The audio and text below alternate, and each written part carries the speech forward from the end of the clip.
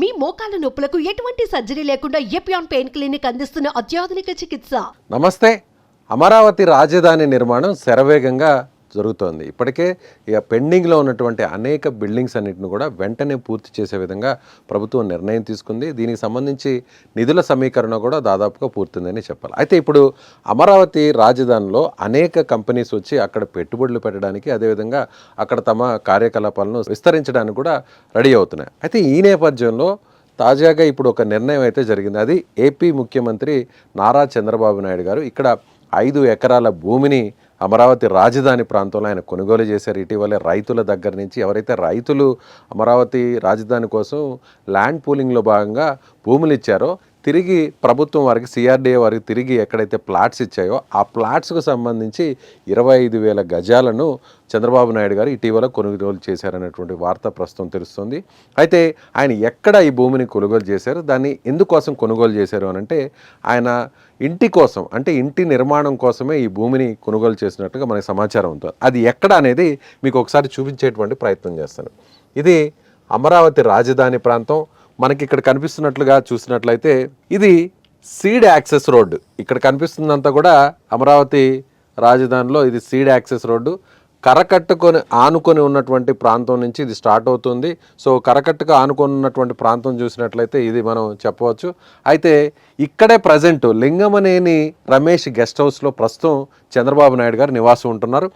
2014లో తెలుగుదేశం ప్రభుత్వం అధికారంలోకి వచ్చిన తర్వాత ఆయన అమరావతి రాజధానిని ఎంపిక చేసిన తర్వాత ఆయన సపరేట్గా ఒక వెహికల్లోనే ఉంటూ నేరుగా హైదరాబాద్ నుంచి ఇక్కడికి వచ్చిన విషయం తెలిసింది. ఆ తర్వాత ఆయన నేరుగా అక్కడ కరకట్ట మీద విజయవాడ అమరావతి మధ్యలో ఉండేటువంటి కరకట్ట మీద ఉన్నటువంటి guest house Lingamaneni Ramesh guest హౌస్లో ప్రస్తుతం ఆయన అక్కడే నివాసం ఉంటున్నారు. అయితే ఇప్పుడు తాజాగా ఎక్కడ భూమిని కొనుగోలు చేశారో అండి మీకు వివరించే ప్రయత్నం చేస్తాను.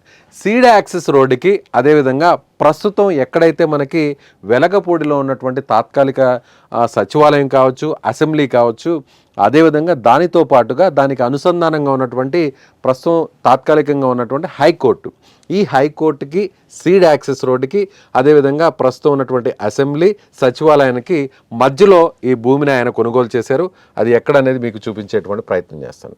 ఎగ్జాక్ట్గా చూసినట్లయితే ఇది ప్రస్తుతం ఉన్నటువంటి హైకోర్టు, ఇది ప్రజెంట్ ఉన్నటువంటి హైకోర్టు బిల్డింగ్ ఇది. సో ఈ ప్రాంతానికి కూడా కేవలం 1 కిలోమీటర్ల దూరంలోను, అదేవిధంగా ఇక్కడ మనం చూసినట్లయితే ఇది ప్రస్తుతం ఉన్నటువంటి సచివాలయం. సో ఇది అమరావతి రాజధానిలో ఉన్నటువంటి సెక్రటరేట్, సో సచివాలయం ఈ ప్రాంతానికి కూడా దగ్గరగా ఉంటుంది. ఇది సీడ్ యాక్సెస్ కూడా చాలా దగ్గరలో ఉండేటువంటి అవకాశం ఉంది. ఇక్కడ ఆల్రెడీ మందడం అనేటువంటి ప్రాంతం ఉంది. మందడం ప్రాంతంతో పాటుగా వెలగబుడి ప్రాంతం కూడా ఉంది. అంటే వీటన్నిటితో పాటుగా చూసినట్లయితే ఎటు అయినా సరే, అదేవిధంగా వీటికి సంబంధించినటువంటి ఏపీ యూనివర్సిటీ కూడా దగ్గరలోనే ఉంటుంది. అంటే ఎటు చూసినా కూడా కవర్ అయ్యే విధంగా రైతులకి ఎక్కడైతే ప్లాట్స్ ఇచ్చారో ఆ ప్లాట్స్ ఇచ్చినటువంటి ప్రాంతంలోనే రైతుల దగ్గర నుంచి ఆయన కొనుగోలు చేశారు.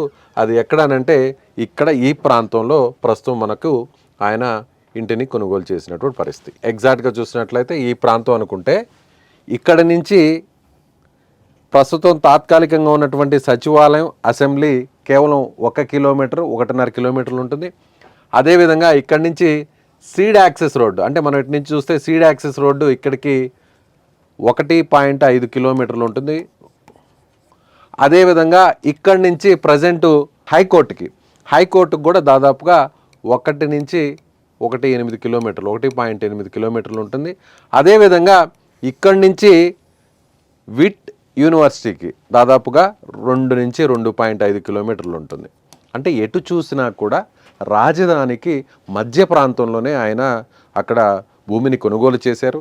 అక్కడ ఆయన నివాసం కోసం, అదేవిధంగా సెక్యూరిటీ అవసరాల కోసం ప్రత్యేకంగా అక్కడ ఒక భవనాన్ని నిర్మించడం కోసం, అదేవిధంగా ఒక పార్కును కూడా అక్కడ నిర్మించడం కోసం, అంటే విశాలమైనటువంటి విఐపీస్ ఎవరైనా వచ్చినప్పుడు అక్కడ పార్కింగ్ ఫెసిలిటీ ఉండడం కోసం కూడా ప్రత్యేకంగా ఒక స్థలాన్ని కూడా ఆయన కేటాయించబోతున్నారు. అదేవిధంగా 5 ఎకరాల్లో కొంత స్థలంలో ఆయన ఇంటి అవసరాల కోసం, నివాసం కోసం ఒక భవనాన్ని కూడా, ఇంటిని కూడా నిర్మించబోతున్నారు. అయితే ఇప్పటి వరకు కూడా ఆయన వేరొక అతిథి గృహంలో, గెస్ట్ హౌస్లో కరకట్టలో ఉంటున్నారు. దానికి సంబంధించి కూడా గతంలో అనేక వివాదాలు కూడా నడిచినటువంటి విషయం మీకు తెలిసింది. అయితే ఇప్పుడు సొంతంగా ఇంటిని కొనుగోలు చేస్తారు. ప్రస్తుతం చంద్రబాబు నాయుడు గారికి అటు నారావారిపల్లిలోను అదేవిధంగా హైదరాబాదులోని జూబ్లీ హిల్స్లో సొంత నివాసం ఉంది. అయితే ఇప్పుడు ప్రజెంట్ ఏపీలో ముఖ్యంగా అమరావతి ప్రాంతంలో ఎక్కడైతే రాజధాని ఉంటుందో, ఎక్కడైతే ప్రస్తుతం అయితే తాత్కాలిక సచివాలయం ఉందో, ఎక్కడైతే హైకోర్టు ఉందో, సో ఆ ప్రాంతానికి సీడ్ యాక్సెస్ రోడ్డుకి మధ్యలో ఆయన రైతుల దగ్గర నుంచి ఈ పొలాన్ని కొనుగోలు చేశారు. ప్రస్తుతం సాయిల్ టెస్ట్ కూడా పూర్తి చేశారు.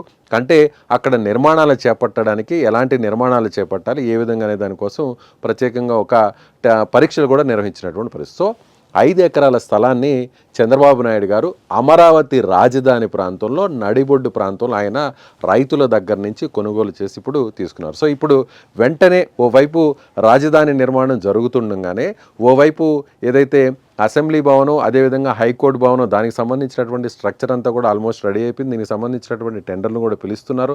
టెండర్లను కూడా ఫైనల్ చేసిన తర్వాత మరొక 2.5 సంవత్సరం లేదా 3 సంవత్సరాల లోపల ఈ కొత్త రాజధానికి సంబంధించినటువంటి నూతన బిల్డింగ్స్ అన్నిటిని కూడా పూర్తి చేయడంతో పాటుగా ఐఏఎస్ ఐపీఎస్ అదేవిధంగా గెస్టెడ్ నాన్ గెస్టెడ్ అదేవిధంగా 4th క్లాస్ ఎంప్లాయీస్తో పాటుగా ఎమ్మెల్యేలు ఎమ్మెల్సీలకు సంబంధించి ఆయా విభాగాలకు సంబంధించినటువంటి హెచ్ఓడి క్వార్టర్స్ అన్నీ కూడా అంటే ఆల్రెడీ బిల్డింగ్స్ అన్నీ కూడా కొన్ని పూర్తయినాయి. మిగిలినటువంటి వాటిల్లో ఇంటీరియర్ వర్క్ జరగాల్సినటువంటి బిల్డింగ్స్ కొన్ని ఉన్నాయి. వాటి అన్నిటినీ కూడా 2 సంవత్సరాల లోపల పూర్తి చేసేటువంటి అవకాశం ఉంది.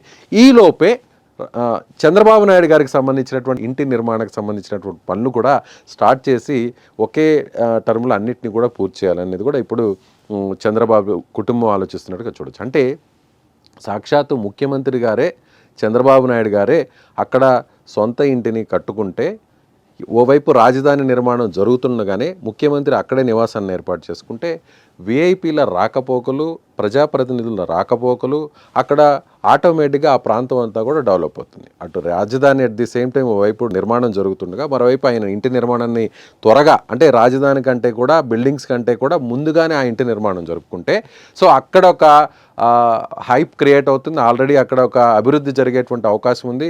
ఆ ఇంటితో పాటుగా మరికొంతమంది విఐపీలు కూడా అక్కడే నిర్మాణాలు చేపట్టేటువంటి అవకాశం ఉంది. సో ఎటు చూసినా కూడా రాజధాని మీద పూర్తి స్థాయిలో ప్రభుత్వం ఫోకస్ పెట్టింది. చంద్రబాబు నాయుడు కూడా అదే స్థాయిలో ఇప్పుడు ఫోకస్ పెట్టారనే చెప్పాలి. సో మీరేమనుకుంటున్నారు? చంద్రబాబు నాయుడు గారు అక్కడ నివాసాన్ని ఏర్పాటు చేసుకోవడానికి అదేవిధంగా త్వరలోనే ఇంటి నిర్మాణాన్ని కూడా చేపట్టబోతున్నారు కాబట్టి మీ అభిప్రాయం ఏంటో కామెంట్ రూపంలో తెలియచేయండి.